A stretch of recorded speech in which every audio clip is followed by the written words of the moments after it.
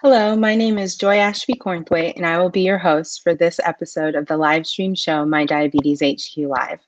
Last week, we discussed what it means to own your own diabetes goal, how to convey your self-care needs to those who care and support you, and the empowerment that comes from truly owning your diabetes journey. This morning, our diabetes guests are diabetes subject matter experts and clinicians, and they are practicing listening and hearing to develop and foster ownership and support to achieve diabetes self-care goals. Today's episode is coming right up. You don't want to miss this.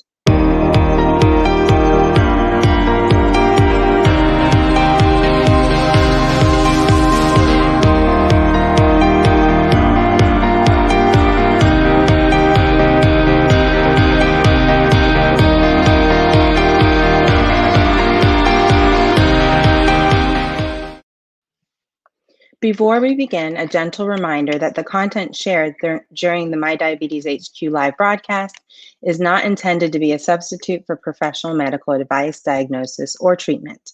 Always seek the advice of your physician or other qualified health provider with any questions you may have regarding any disease.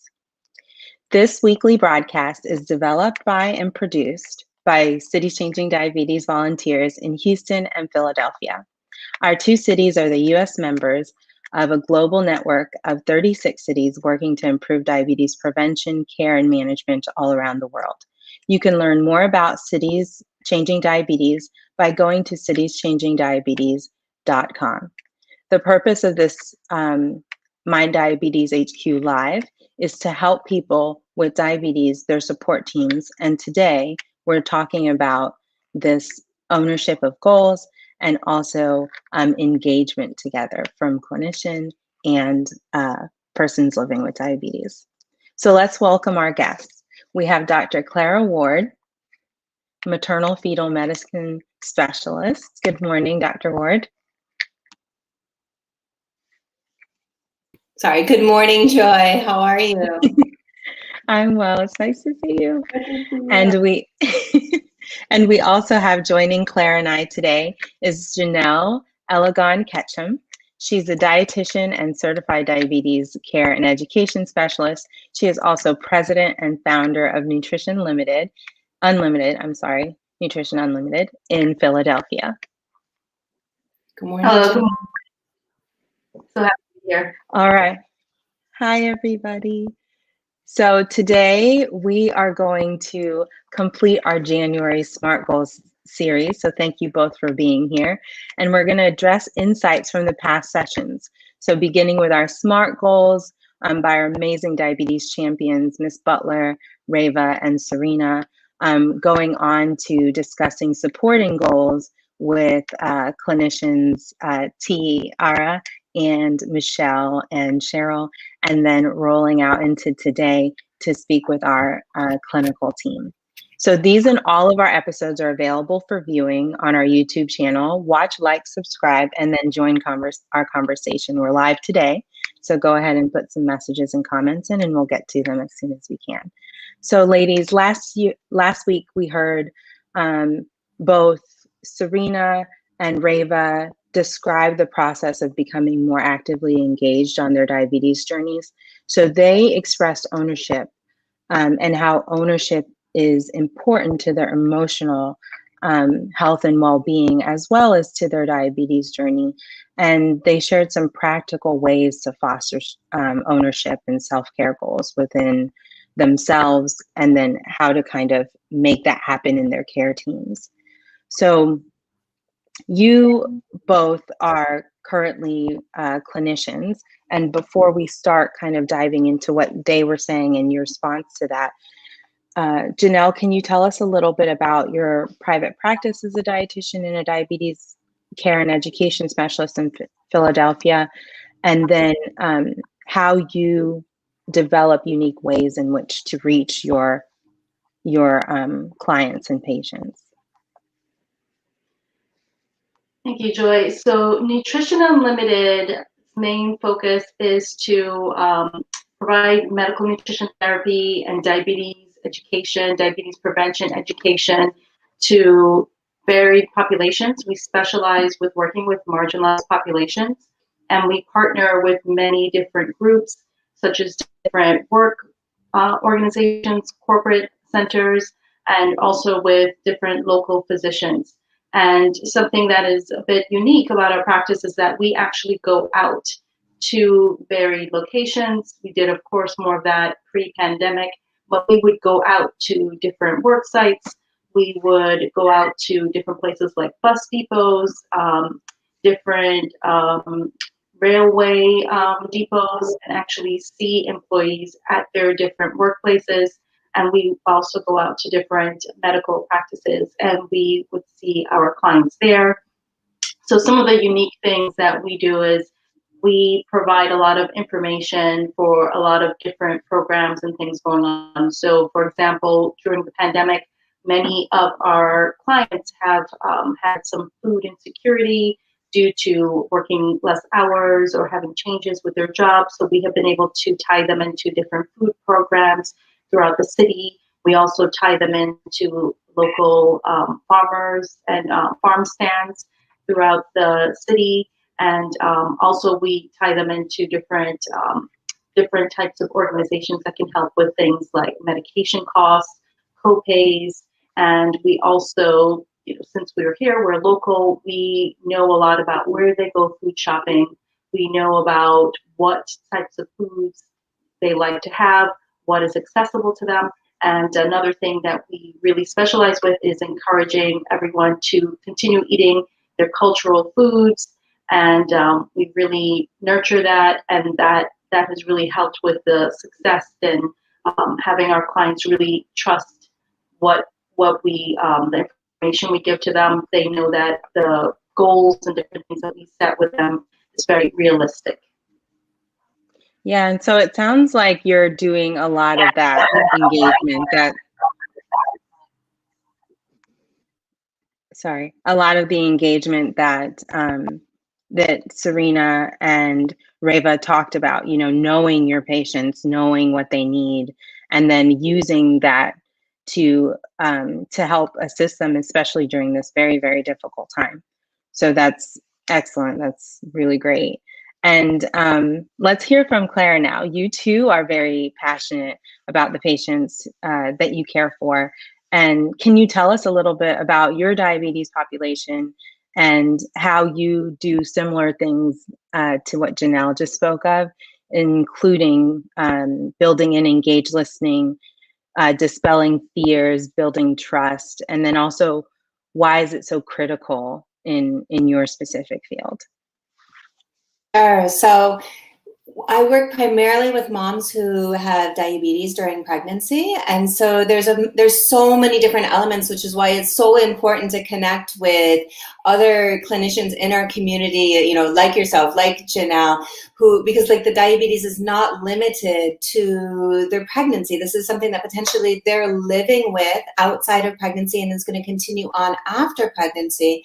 And one of the things that we stress, even for those moms where it's a new diagnosis during the pregnancy, is that you may be at higher risk for this developing later. So what can we do now to develop some healthy habits that are good for baby while you're motivated for baby, but have those be things that you can take with you long after baby is born, and have them be things that are relevant to the life that you actually need, not something that's not attainable or theoretical. And so I feel like there are three main things that I discuss with the patients when I'm there, is sort of at that initial consultation, but it always starts with, what have you heard? What have you heard with why we care so much about diabetes in pregnancy? Because this may be the fourth go around during pregnancy and they're like, look, I've heard it all. And that may be a good thing. You can start with some more kind of advanced, if you will, approaches. Or it may actually be a detractor, because one of the things that I heard a lot of our patients living with diabetes say in the previous episodes is, like, I've been there, I've done that. I show up, I check my boxes and I keep going, or, it doesn't matter what I go in there and I'm going to say, they're not going to listen to me anyway. So really I tried to figure out how they're coming at this and then taking that, and then it doesn't matter what they say, sort of saying, yes, that's absolutely right, because that's their lived experience and how they understood the information, and then trying to move them onto the pathway that Joy, you and I kind of share to say, okay, hey, let's look at this incrementally. Let's build this around the things that you already like to do and that you already do. Let's bring in those other people in your family and just really step by step, which is something that I heard them, the previous speakers speak about as well, like the SMART goals. Make sure it's something attainable. It's step by step. You're not going to do it all right away. And so I think that's something that you and I, we really try to work together and move them in that direction.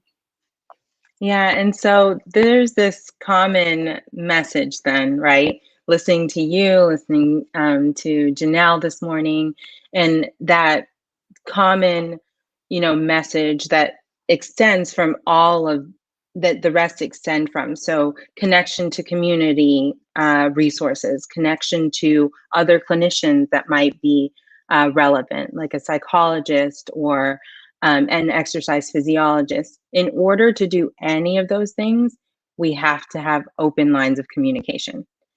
And so let's look back at what Cheryl, Tiara, and Michelle said a couple of weeks ago. So Cheryl says, on trust and connection, she forms a connection with her patients because there's always a story behind the numbers, a story far beyond what she even thought by just looking at them. Tiara says, it's always helpful for the doctor to work with me on strategies that she thinks will be working best for her because she herself is an expert on her body and on her diabetes experience, whereas a clinician is an expert in diabetes, and all of that has to come together. And then Michelle said that it's ever changing because life changes and people go through phases. And she suggests that clinicians repeat to their clients and their patients, I'm hearing that you said life has changed for you. Let's develop a way right now that's going to work and push you forward. So I think all of these things speak to the very, very, very depths of importance of communication. And then from that space, personalizing anything. What do you all think? I see you nodding your head, so I'm hoping you're saying yes or. Most definitely. I definitely agree. All of that really is important. Yeah, so on the surface, we've got clinical sessions that seem to have maybe 2 or 3 individual members on opposing sides, maybe like the person living with diabetes versus the clinicians. But let's listen to the ask in these messages. So because we're talking about communication and really listening, let's listen to Miss Butler first. And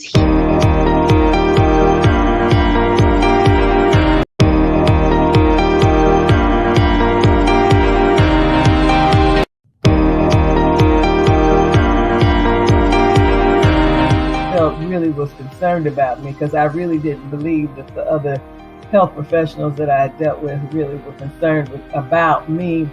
I felt like they were doing the job just so that they could get paid and go home and take care of their families, that it wasn't really about me. And therefore, I didn't trust anything that they had to say. Okay, sorry about our technical difficulties. We just wanted you to get in the groove and a little bit of musical jam there. But what do you think hearing what she had to say? What emotions and kind of plans in your head as a clinician come up when you hear that she said that she didn't feel cared for? It makes me so sad.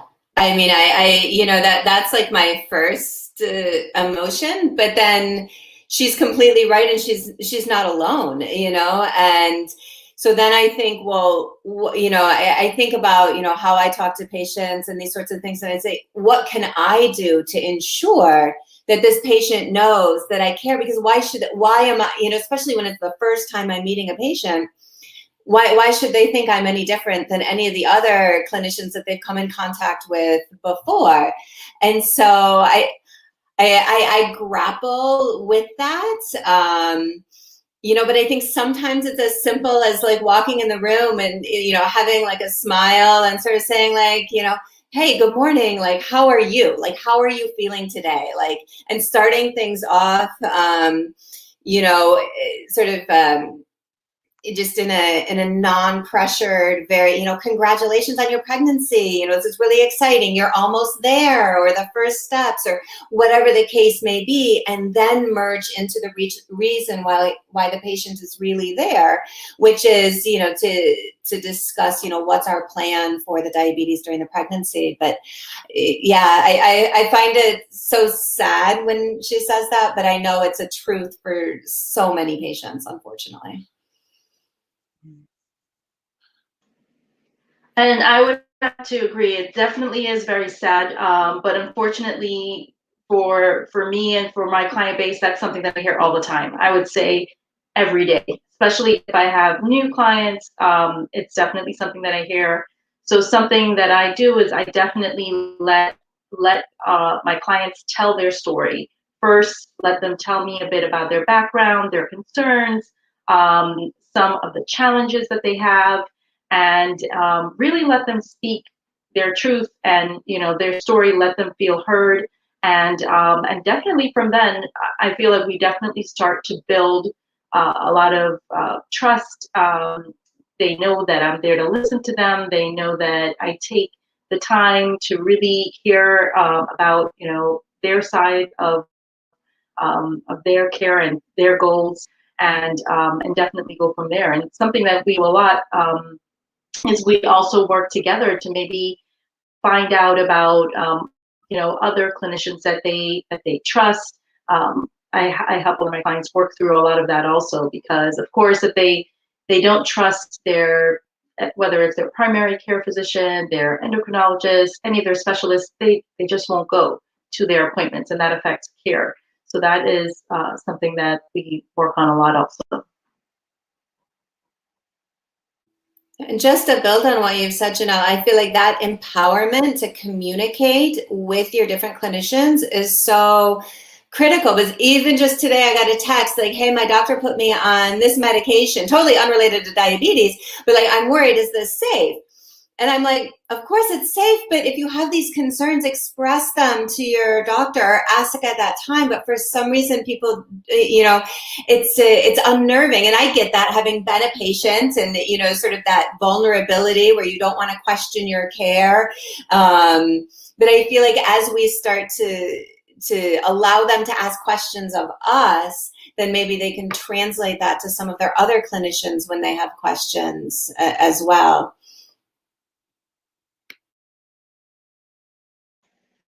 I definitely agree with that, and I feel like not all the clients definitely have that relationship with their medical providers.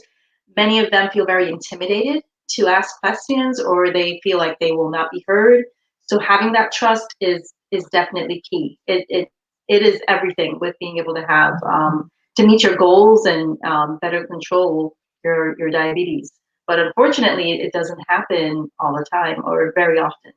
All right, so this is a really good, I think, time to segue into, you know, discussing developing systems that support what the both of you are talking about. So, you know me, anyone who does know me knows that I am 100% behind both of you in a systems-based approach, and then in developing philosophies amongst ourselves as clinicians that address the way that patients feel, and also help to drive our motivation and keep our passion up, because what we really want is health and happiness for our patients. But let me play devil's advocate just for a second. So our plans and philosophies may seem sort of pie in the sky, really complex, very difficult, you know, building trust, assigning priorities between two people in a conversation as team members. All of these things are going to be hindered by two massive elephants in the room, right? So let's take a look at those elephants.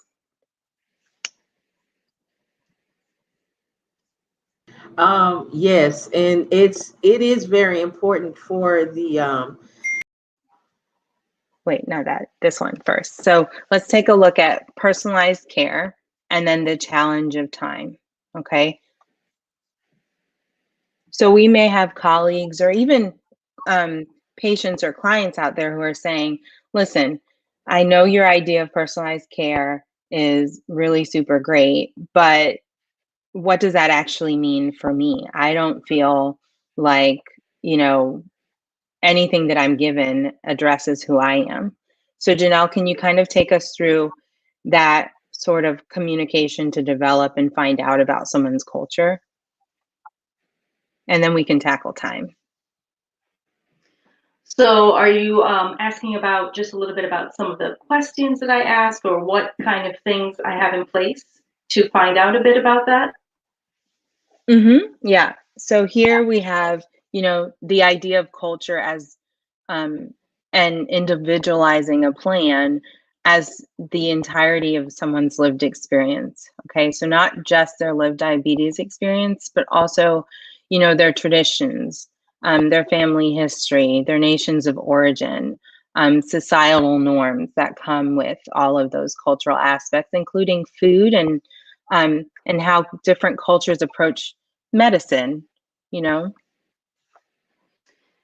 Yes. So some of the things that we asked at the initial session, and what we're doing now is even at intake, so when clients are booking scheduling appointments, we are asking a bit about what is your origin story? What is your cultural background?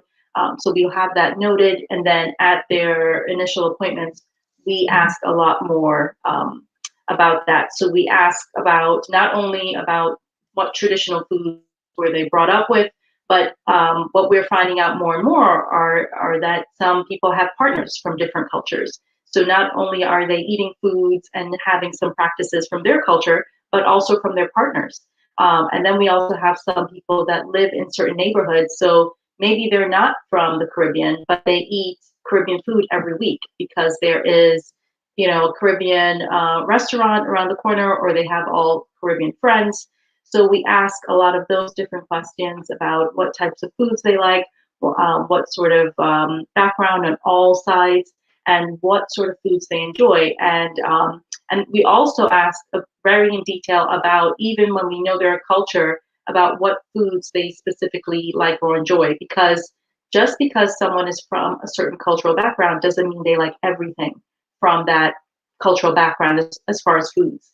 They may like a few things, but maybe they like foods from a completely different culture, or they kind of fuse things together. So sometimes, you know, for some people, they, you know, you may say, oh, okay, well, this person is from, you know, this person is from Barbados and they only like, you know, Bayesian type foods, but they may like, you know, Jamaican food, or they may like Italian food.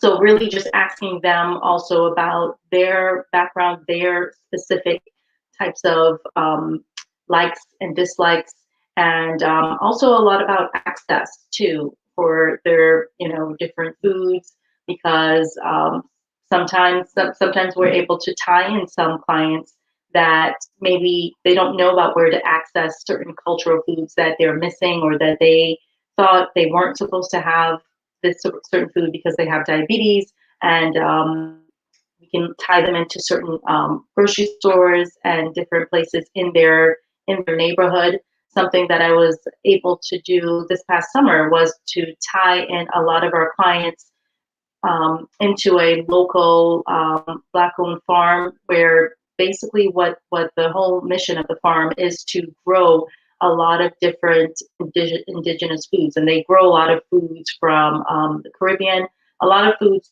that are very difficult to find pretty much anywhere, but definitely here on the East Coast. And they grow it because they know that you know, people will be more engaged and more likely to eat healthier foods and to eat more vegetables if it's something they really enjoy. And it was interesting because a lot of the clients lived in that neighborhood and they had no idea that farm was there, and they had no idea that resource was there.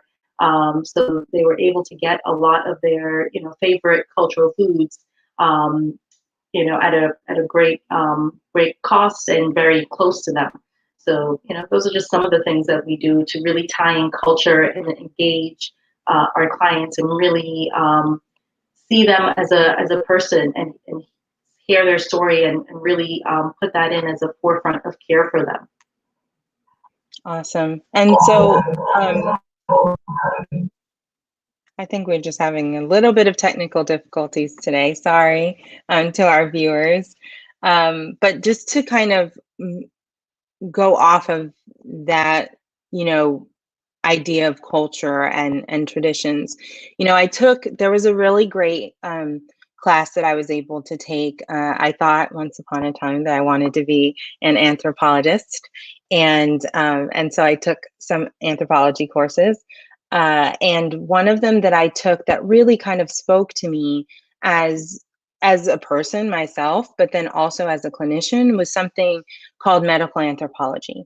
And so it introduced this idea of even beyond, you know, I think a lot of times we think about food related to diabetes, but it made me think a lot about health in the context of cultural norms, including up to and including medications, the acceptance of medications, and then also just in the way that we move our bodies.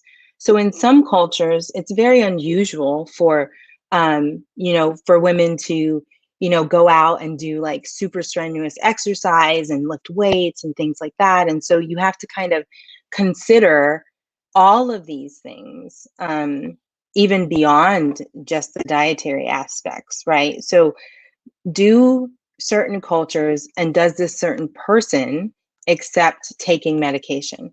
And when they're prescribed a medication by their clinician and I'm talking to them about it, are they actually taking it? Are they willing to accept it? And then if not, do I dig into my toolbox of ideas with my clinician to say, you know, perhaps we should use this type of medication because it would be better accepted, or perhaps I need to explain the way that the medication works in a way that they understand. Dr. Ward, can you talk a little bit about how that aspect and that consideration of medical experiences and acceptance are really important in cultural planning for care?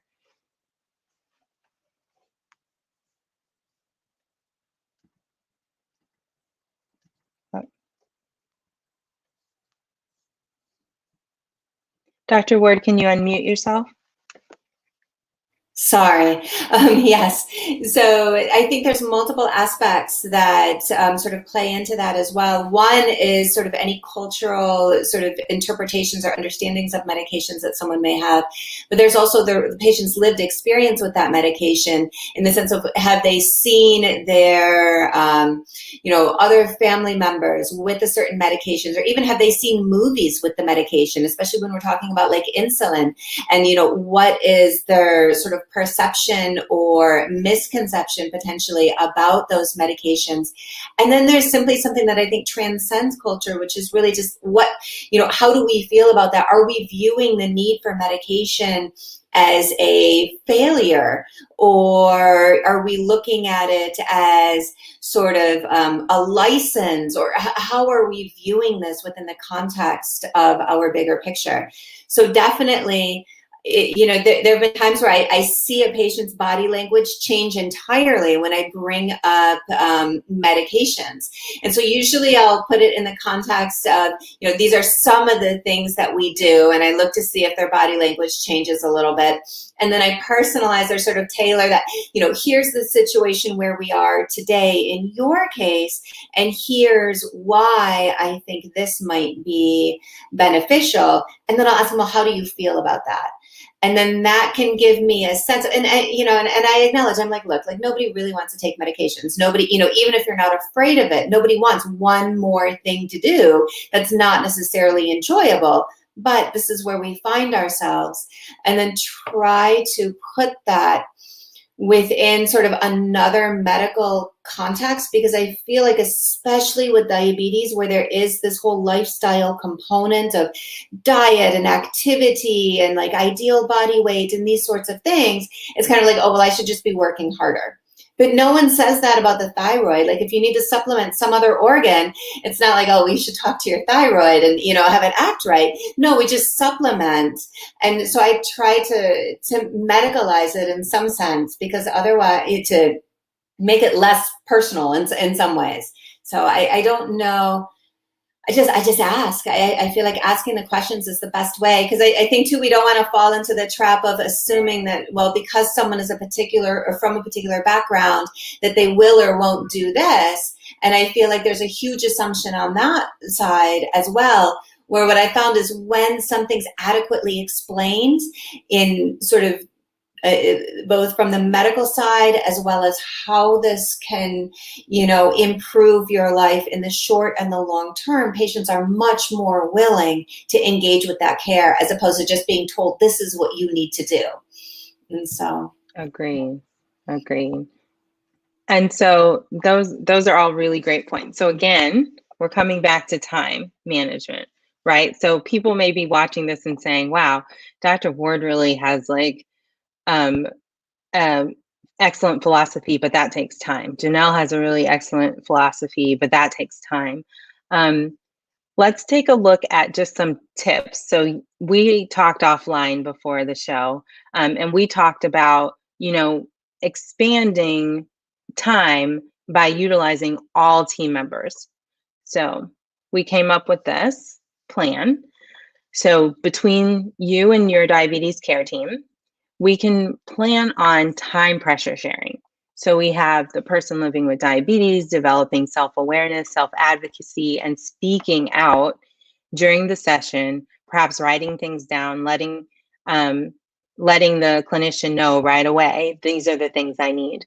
At any point in time, you can touch with medical assistants when they check you in, registered nurses when you call in on the line, registered dietitians, community health workers, diabetes education specialists, and then the physician. So by sort of spreading out the knowledge gaining across clinicians, you can sort of do like a rounding on your patient together or your client together, so that you can develop a plan and each of you knowing a different piece of the puzzle. Do you all use that in practice? So Joy, we definitely do. We have, to some extent, like co-location of all of our different elements that are important when managing diabetes during pregnancy. So ultrasound is in the same unit as the physician, is the same unit as the diabetes educator. We have a dedicated medical assistant who's also bilingual, who, she'll sometimes get like the initial story from the patient, or she'll be like, no, you remember what happened like last time? We've got a dedicated nurse who's calling patients on the back end and, hey, I'm having difficulty with this prescription. She might not have mentioned that to you. So I think that really helps, both at the time of the visit, as well as making sure that people are cared for in between visits. And then that they're also supported between. Mm-hmm.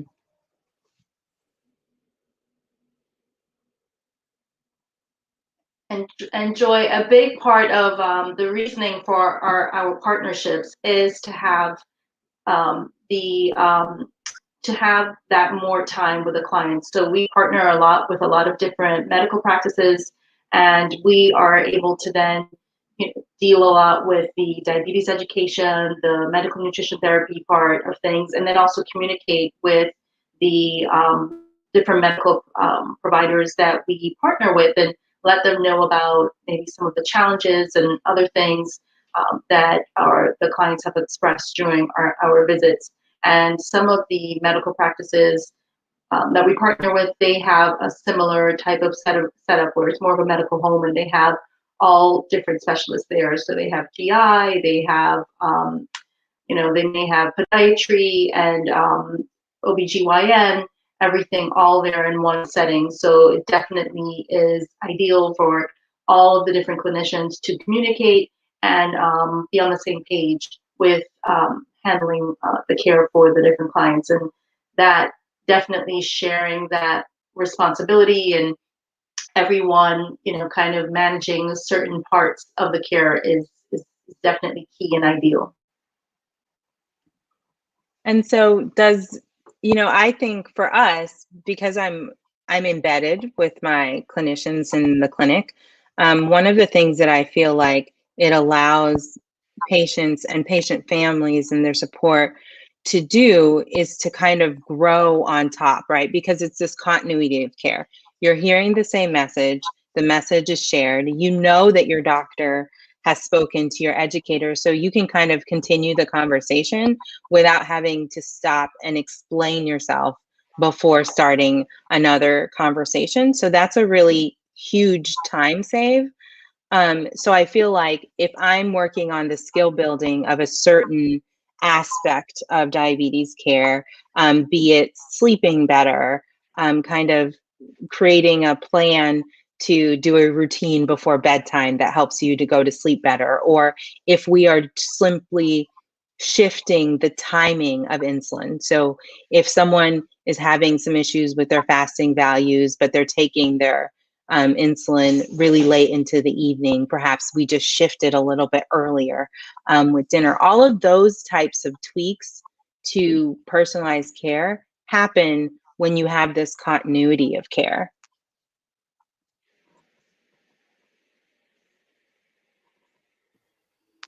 Yeah, I agree. I think continuity is so important because then you know where a patient has been and you know how it's progressed, where it's so hard. You might come in, it's your first time meeting that patient and you're like, oh, this is, these are crazy. We've got to get these under control. But no, there's actually so much better than where the patient's been. And they've done so many, steps and they're so proud. And then you just completely sort of suck the wind out of their sails if you don't share their enthusiasm. So really, I mean, the care team is all on a journey together, ideally. Yeah, that's so great. That's so true, because there was an episode that I think Serena mentioned this, right? That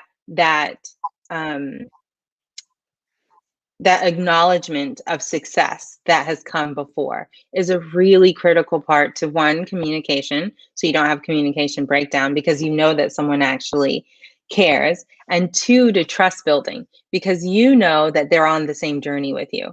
And that they're planning on staying on the same journey with you. So Serena had mentioned it, the same thing, like the sucking the winds out of sail. You're so proud. You're like, I've gotten, my values down from 100 and, 80 down to like 150. And then you have this shared excitement about that goal, that small step, that small goal. And then from there, you can move towards.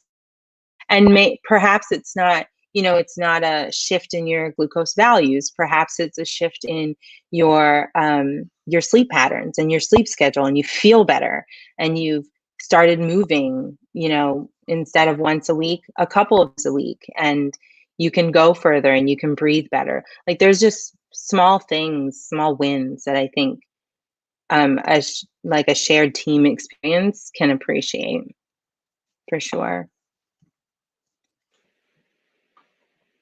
So let's talk about what, oh, go ahead. Oh, I just wanted to add just something about that long-term support. I think that that's so important. And also, I feel like for a lot of people working with CDCESs and registered dietitians, they think a lot of times that you work with us until you meet a goal, not necessarily thinking that we can be a part of your long-term care team, just like your physician. So many of our clients that have done really well, they are seeing, of course, their medical providers long-term. So they have been seeing many of them maybe for 5 years, 10 years or longer, but they have had a lot of success with continuing that care with all of the other members of their care team also, including their registered dietitians and their CDCESs. And they've had, you know, a lot of success with that. And I know you mentioned a little bit about other things coming up, like sleep patterns and things like that. And then I think the thing that a lot of people don't think about all the time also is that different things change in your life. So it could be, you know, your job or your career. Kids. So, yeah, so something that we see a lot are people, they change the times that they work. So maybe they work at one point for 5 years, they're working daytime shift, and then they're working nighttime shifts. So having that long-term support to help you navigate those different times and different changes in your life is also very key. Whereas sometimes some people think, oh, well, my blood sugars are elevated. I'll see an endocrinologist now. I'll see my primary care physician now. I'll see a CDCES, and then when they're, you know, within range, I'll stop seeing all of them as often. But it's really great to keep up with the care and keep up with that support care team, because things change in life, and having that support is ideal. Yeah, and Dr. Ward and I have actually seen a lot of patients together over the years and their families together, and they come back to us. I mean, they're never gone, and we love it. And they come back, they share, you know, their stories, or they stay with me while they go back to their endo. And then their endocrinologist has a relationship with our physicians, so that if, you know, if a pregnancy arises again, then they come back to us. And so I think that the ability to keep growing is really great and really important.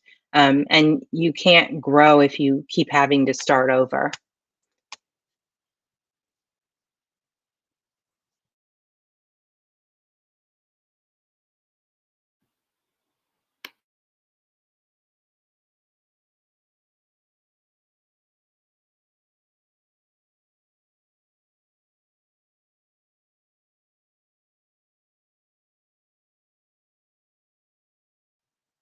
It can begin with your care team understanding you, goal shaping, so that you can develop a motivation.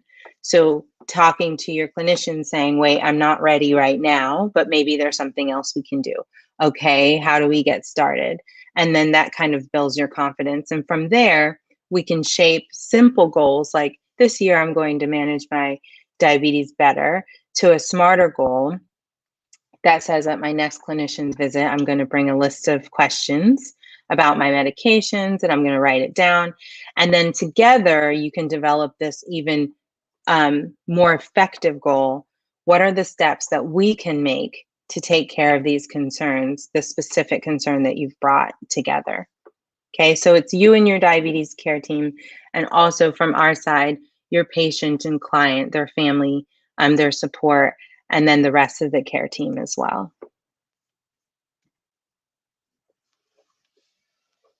So let's talk a little bit about where you all see the additional support, right? So in thinking of the attention to a person and who they are, the attention to time and to expanding time, let's talk about building the community about the patient, right? So creating this community network that's, you know, essentially thinking a little bit outside of the box, outside of, you know, our clinical home. Here we go.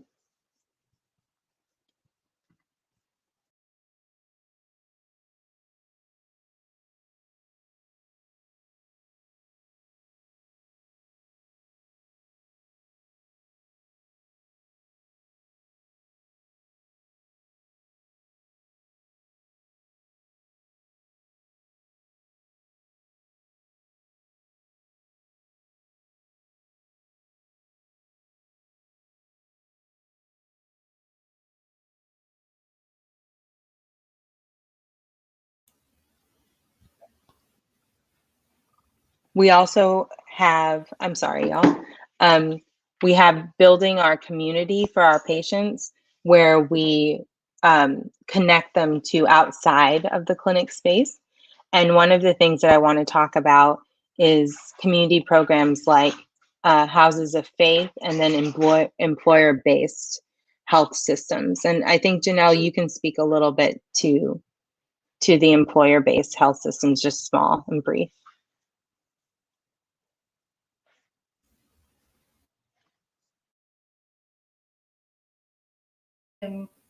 Employers in our area cover services like medical nutrition therapy, diabetes education, and something that they have been doing is actually having organizations like mine.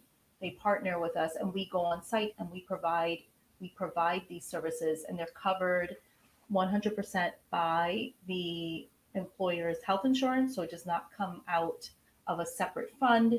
So for employer groups with very limited wellness budgets, this is something that they can utilize, and they can really help their employees to get engaged with wellness. And it's very convenient because they can, engage during their breaks and at other times. And right now, of course, everything is being done virtually. But this is a great way to really help employees engage in wellness, because if they have to do that outside of work and make appointments or go to a separate location, then sometimes it's not always feasible. Some employee groups also even give their employees time, so a certain designated amount of time to utilize these services, and others even give some incentives. So whether it's some sort of, they see the registered dietitian, CDCES, or they do a group of workshops, and then they do other wellness activities, and they can get points for certain types of incentives. We've seen a lot of success with a lot of those different groups that just have these services available, either on site or virtually, and that offer employee time to take advantage a lot of these things. And then, of course, even having any kind of like fun giveaways and incentives to do this, to do these programs. We've seen a lot of great success for people with really having that extra push of motivation to take advantage of these services. Yeah, and one of the things that I've noticed too, with a few of my patients, especially, were at the very beginning of the year. And so we are at the beginning point for copays and deductibles all over again. And so sometimes these outside community members can help provide resources, um, or DPP programs, or diabetes prevention programs, or even diabetes self-management programs in their space. So say someone is unable to meet their copay or deductible right now to come see an educator, perhaps they have that programming built into their employee base. And I think sometimes I have those conversations with patients. I know you're struggling right now to meet your deductible. Have you checked with your employer wellness program? Do they have the ability to give you, a lot of people are now connected through their employer to get diabetes supplies with ongoing diabetes care and education, sort of virtually in those spaces. And so I think a lot of times we can think of the community resources of an extension and a provision of additional resources that we may not have thought about before. And this can also be said about peer support, right? So as a peer, by investing in a little bit of time to meet with small groups or individual, even become a peer mentor, I think that you can support other people in helping them to reach their goals, and by that you build your own skills. So is this something that that that you all feel is an excellent idea, or do you think that it should be built more into clinics? Is it something that isn't being practiced enough? think it's always a work in progress. I think, I mean, like anything, you can always do like a little bit more, as we, once you get to that point, are you complacent and do you stop, or do you say, how much more can I push this to get, to improve the access, to improve the quality of the education, to improve, whatever it is that needs improving. And then I feel like there's, I think we've talked before about sort of like these concentric circles of care. There's sort of what we can do to sort of for self-care within the individual, but then it's how do we change the narrative about diabetes on a national basis so that we're less judgy about it? How do we lobby from a political standpoint to improve access to these different things?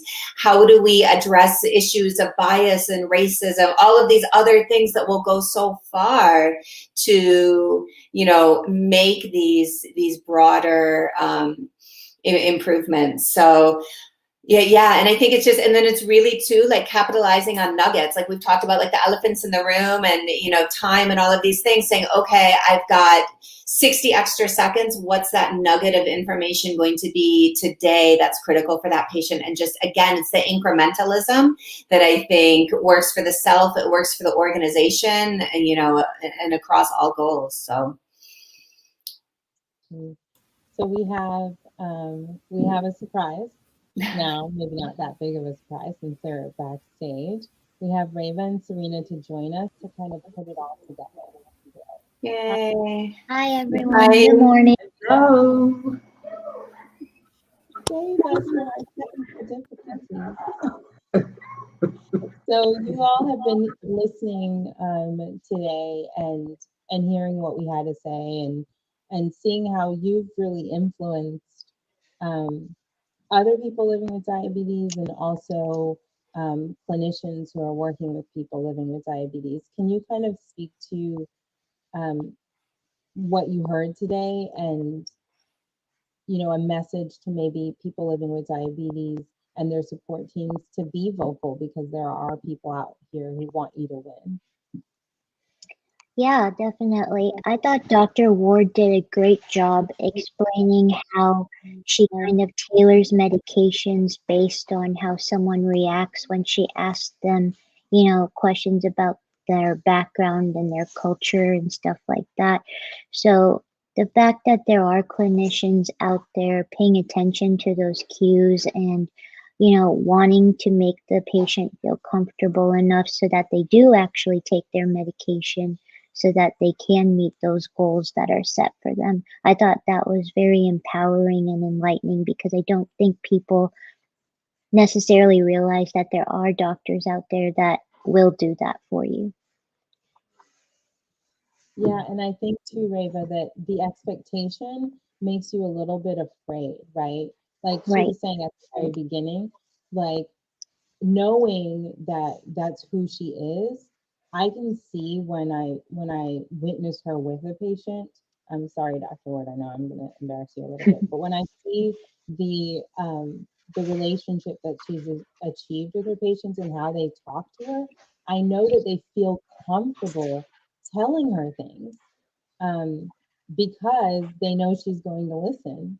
Right. And then, for the first time, when she first meets someone, I think part of that is like breaking away, chipping away a little bit at a wall that maybe has been built to protect, to say, hey, I'm going to be here for you and I'm going to listen. I promise I'll be here. Yeah, you just made a great point of saying that she's going to listen. And I think that's very important from the patient perspective, to feel like they are being heard, their day-to-day matters, all of their challenges that they go through are noticed and heard by the doctor, so that the doctor can make a treatment plan that works with their lifestyle.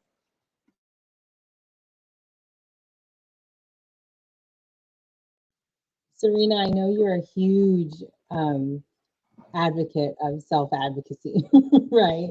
So you love to talk about self-advocacy and you love to empower other people to self-advocacy. Let's talk about your take on this. I know you've been sitting back and thinking about it, so let's hear. Well, first I wanted to say I like when Janelle talked about the culture when it comes to food, because with diabetes, food is so important, right? In different cultures, food means different things. And so from what I hear in peer support is, sometimes they feel like, some clinicians may not understand, they're like, well, they said I can't eat this and I can't eat that, but it's a part of my culture. It's what I eat all the time. And, I love eating this. How am I just going to let that go? It's a tradition, So, yeah, it is important to pay attention to the culture, because that may be something that may cause a patient to turn themselves off. Like, well, I'm not giving that up. So I'm just, they're just going to have to deal with that, as if y'all have to deal with it and we don't. It's kind of backwards, but yeah, that's important. Right? Yeah. Yeah, exactly. Yeah, and like, okay, you mentioned about self-efficacy. That's something that the patient should express to their doctor. Like, well, I'm having trouble letting this food go because this is something that me and my family do, or it's in my culture to do. And you never know, your clinician may have a solution for that, or even maybe a healthier alternative to what what you're trying to eat, what you want to eat. So yeah, it's important to speak in communication. Very important.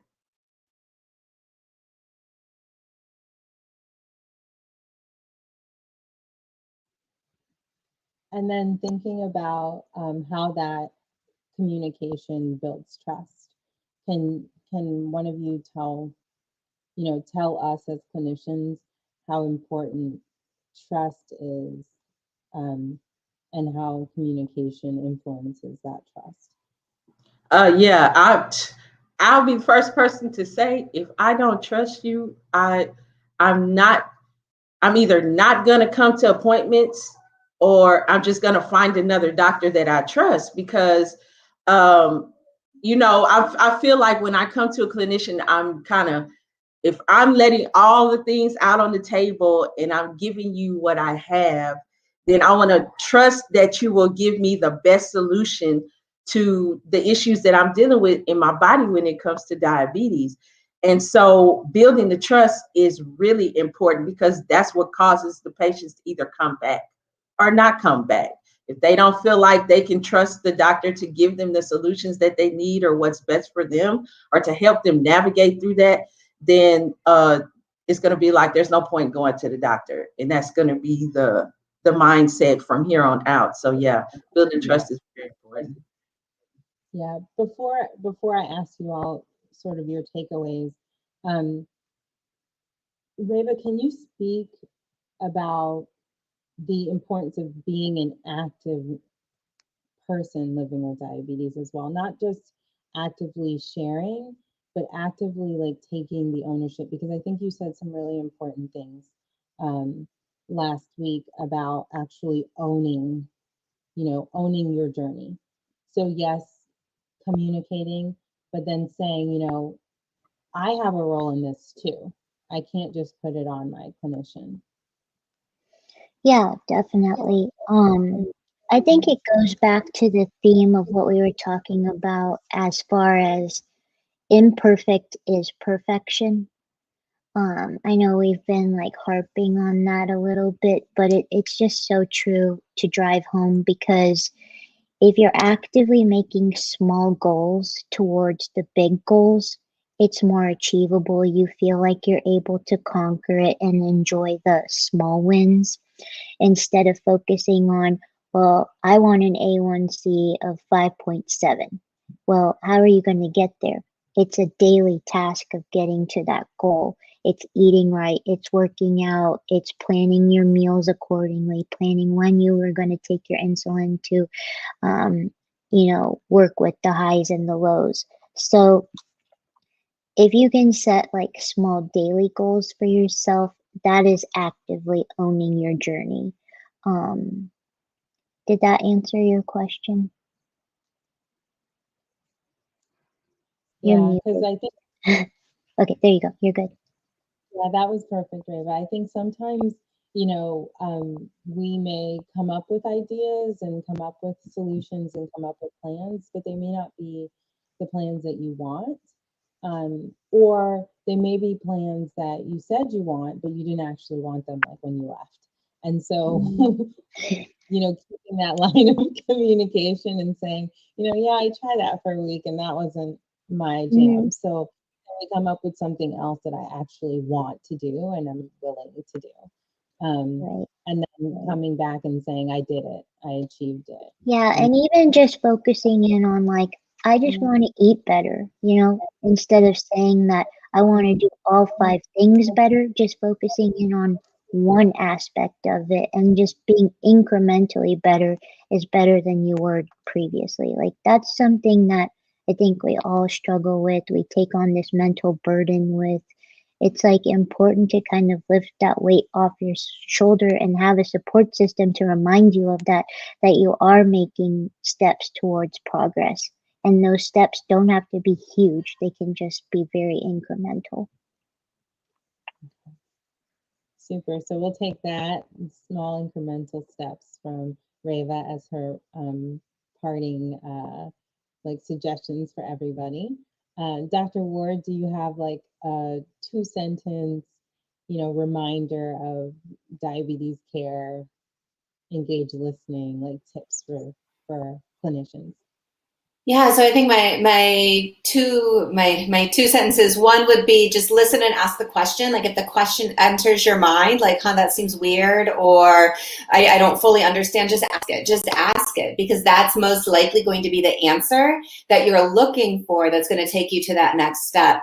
And then this is something that I guess is maybe still a question in my mind, is how can we get patients to feel comfortable, sort of, I don't know, demanding is not quite the right word, but sort of feeling comfortable with their care. Like if you don't trust your doctor, that's a problem. And so you have to you have to feel comfortable enough to either make that shift or ask those questions or demand to be heard. And I don't know how to answer that question, but I think that's something that we have to continue on a community level to sort of empower people within our different organizations. I know, like the one thing that I try to do when I see patients is say, hey, if you have any concerns, come into the hospital, bring them to your doctor, make sure you get answers, like these sorts of things.